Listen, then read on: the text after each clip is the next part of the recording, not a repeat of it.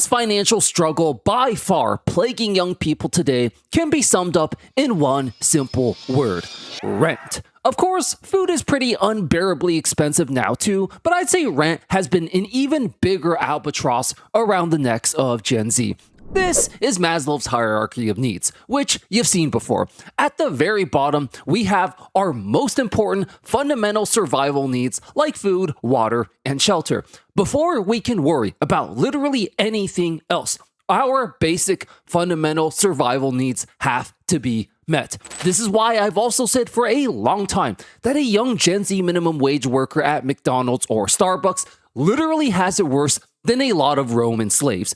People used to think I was crazy for saying this, but gradually this narrative has shifted. And now there's an official scientific basis for this as well. Roman slaves may not have had legal rights and personhood, but they had their basic survival needs like food and housing covered by their masters. Today's modern day corporate slave masters don't even pay you enough to afford food and housing in the first place. And as we just saw on Maslow's hierarchy of needs, it's just a scientific fact, not to mention just plain old common sense, that food and housing comes before legal rights and personhood, which are also important, don't get me wrong, but nothing is more fundamentally important than your basic survival needs. This is why this modern form of wage slavery is in many ways much worse, as it denies you a much more important fundamental need in Maslow's hierarchy. So, in order to break free of these chains and take back our freedom, the most important thing we have to do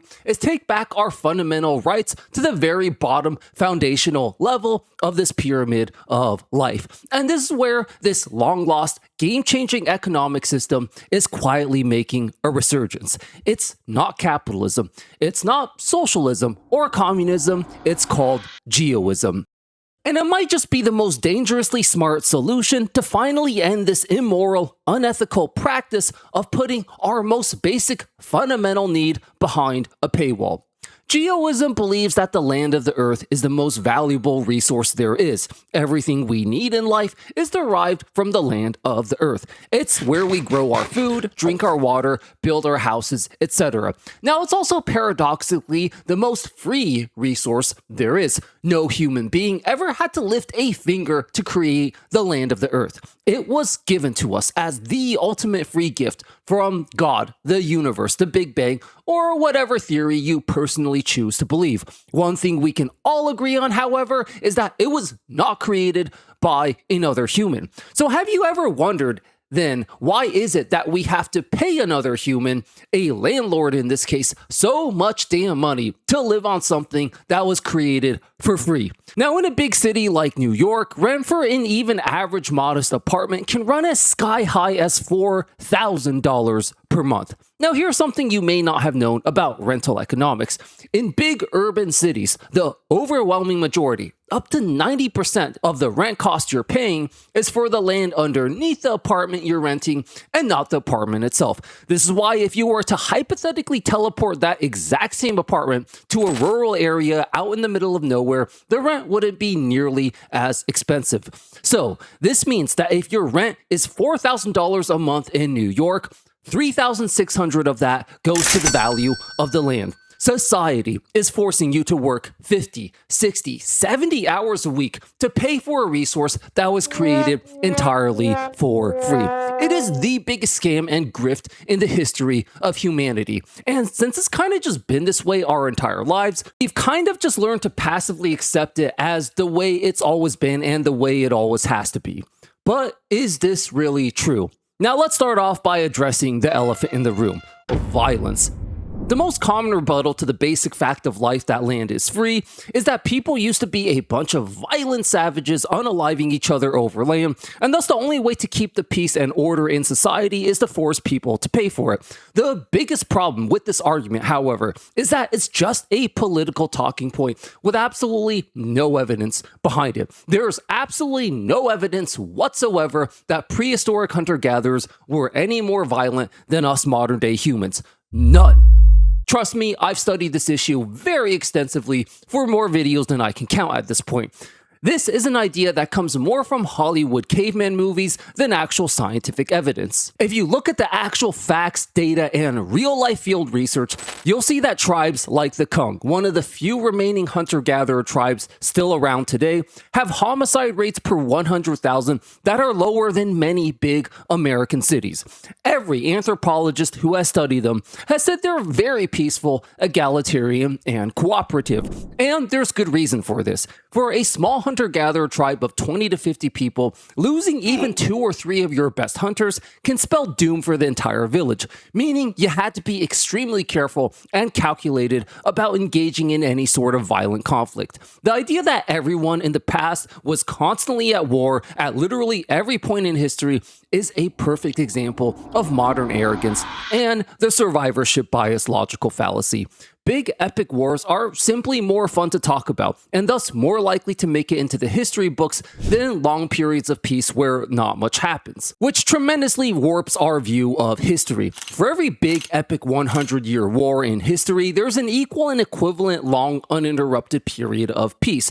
Edo Japan was an incredibly and almost uncanny 2.5 consecutive centuries of peace. It was so remarkably peaceful that the samurai back then literally had to transition to other roles of being bureaucrats and administrators, as they were just sitting around bored with no wars to fight. The Indus Valley civilization was a mysterious ancient society with advanced city grids, sewer systems, and even flushable toilets thousands of years before they were invented in the West. Despite existing for over 2,000 years, archaeologists still, to this day, have not found even a trace of anything resembling a violent weapon there. This suggests they were very peaceful and never fought a single war for over 2,000 years. Even the Roman Empire, a society infamous for being brutal and merciless, had a 200-year consecutive window peace period known as the Pax Romana, which you've heard me talk about before. Now, in the modern day, it's been pretty much exactly 80 years since the end of World War II, and as you all know, we appear to be on the brink of another major world conflict right now as we speak. So this current 80-year post-World War II peace period is really nothing that special, historically speaking. In all 3 of those eras, by the way, rent was either free or significantly cheaper and more affordable than it is today. So this idea that we have to pay these absurdly expensive rent costs as a price for peace is just totally wrong. Humans have always figured out ways to live on the land either for free or for very cheap without having to resort to violence. So now that we've debunked this historically inaccurate political talking point, we now have a clear path into discussing the very promising solutions that Geoism offers. The 3 main foundational beliefs of Geoism are free land, free trade, and free people. And from a basic common sense standpoint, it's quite obvious that it's both more moral and logical than either capitalism or socialism. Capitalists say they believe in free markets, but in actual real life, a free market fundamentally cannot exist when it comes to the resource of land. Sure, it might make sense in the context of an iPhone, because I do have the freedom to choose not to buy an iPhone if it's overpriced.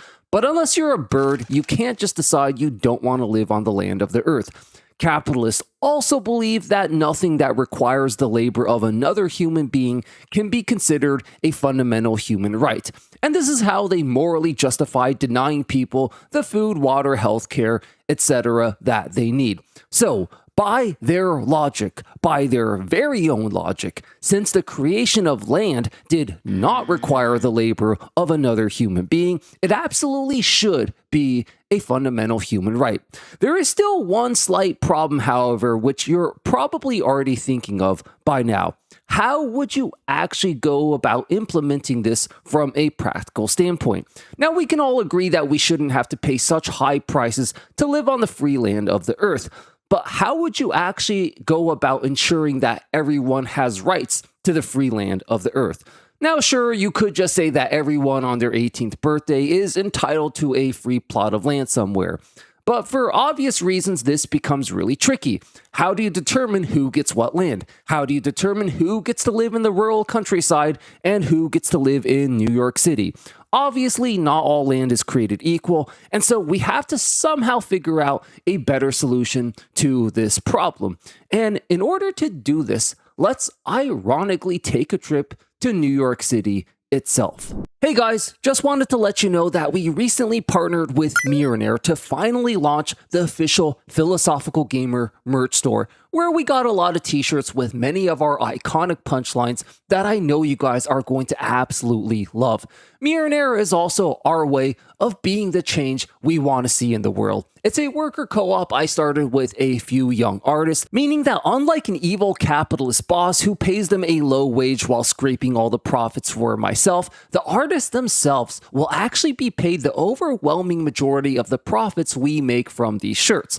Now, I get that not everyone can afford merch, especially in this economy, so a simple like and subscribe would also go a long way in helping us achieve our mission of showing that a better world is indeed possible. Thank you all so much. Let's do this together. When I ran for mayor, I said I was going to tax the rich. Well, today, we're taxing the rich. I'm thrilled to announce we've secured a pied-à-terre tax, the first in New York's history. This is an annual fee on luxury properties worth more than $5 million, whose owners do not live full-time in the city.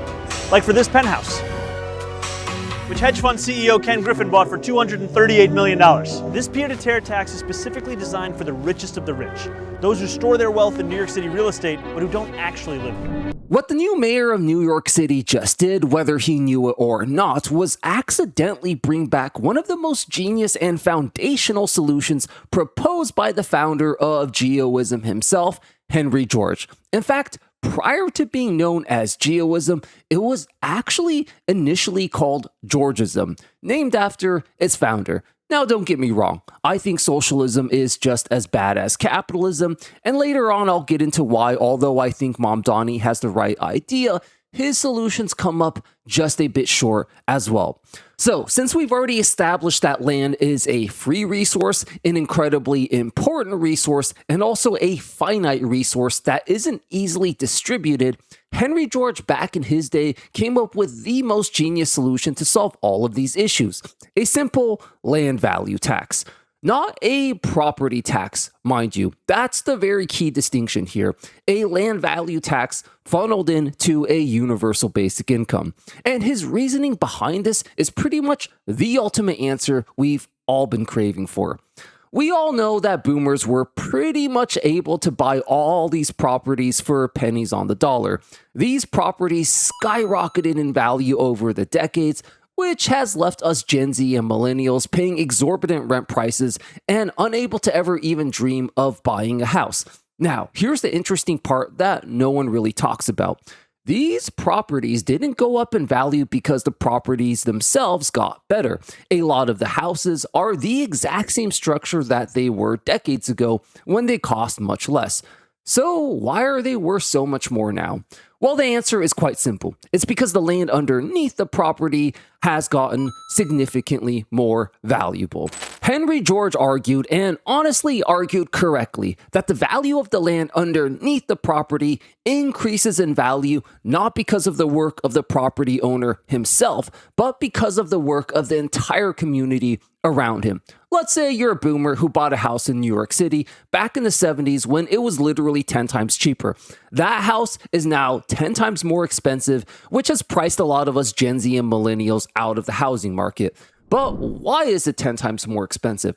It's not because the house itself has improved at all. It's because New York City has a lot more infrastructure, better amenities, bigger businesses, not to mention straight up just a much bigger population. Once again, the value of the land underneath a property increases because of the community and not because of the property owner. Therefore, since all of us contribute to the value of the land, we are all absolutely entitled, yes, entitled to being compensated for it. Even if you're an unemployed young person sitting at home doing nothing all day, you are entitled to it because your human life does have inherent value, whether you work or not. Now, I know that capitalists absolutely hate the idea that human life has inherent value, but this isn't the usual moral argument I'm making here. This is a cold, hard, factual economic argument. We can all agree that properties in big urban city centers are generally far more expensive than in small rural areas. So this means that just by existing, yes, that's right, just by existing, you contribute to population numbers going up, property values going up, rent prices going up. The Japanese government right now is literally giving away properties for free in areas where the low birth rates have turned once vibrant, bustling cities into desolate ghost towns. We see similar programs being offered in Greece and Italy. This means that even newborn babies who are decades away from making any sort of economic contribution in the labor market have already directly and significantly contributed to the values of properties in their surrounding area. Gen Z is so lazy. What, you think you should get paid just for existing?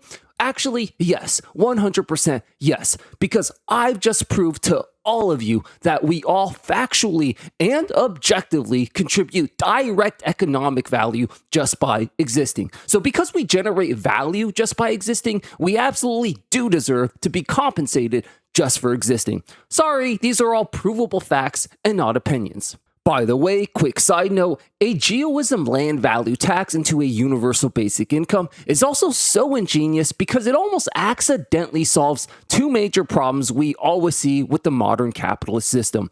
Number one, capital flight, aka the rich will just leave if you tax them.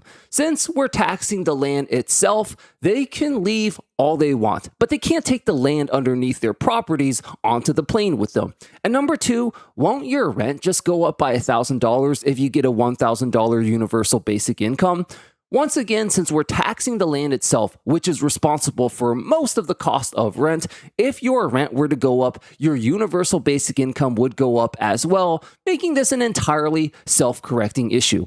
Now, per usual, I've criticized capitalism a lot in this video, so now as promised, I'm going to do the same for socialism and prove to you why it also falls way short of geoism. Mamdani absolutely has the right idea with this pied-à-terre tax. It's absolutely a huge step in the right direction. But in my opinion, his usage of these tax dollars are not quite optimal.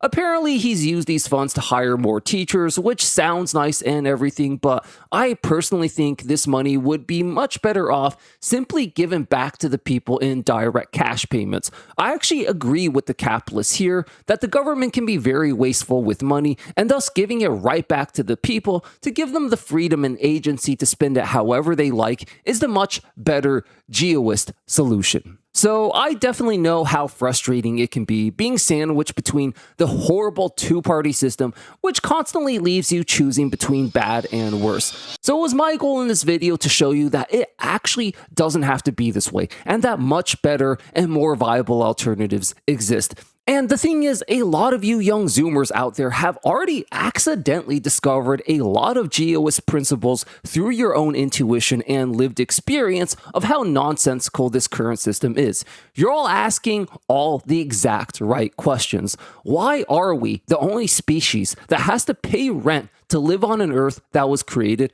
for free? Why do I have to work 10 times harder than my parents just to own a home? And why is it that neither political party is providing any solutions that make any sort of sense at all? And I think the more you look into geoism/Georgism, the more you're going to find all the answers you've been craving for. Land isn't the only thing that should be free. Healthcare is another human right that absolutely should be free. And Gen Z might just become the first generation to be able to make that happen in the United States in spectacular, violent fashion. We explore this more in this video right here. Check it out. I'll see you there. Thanks for watching.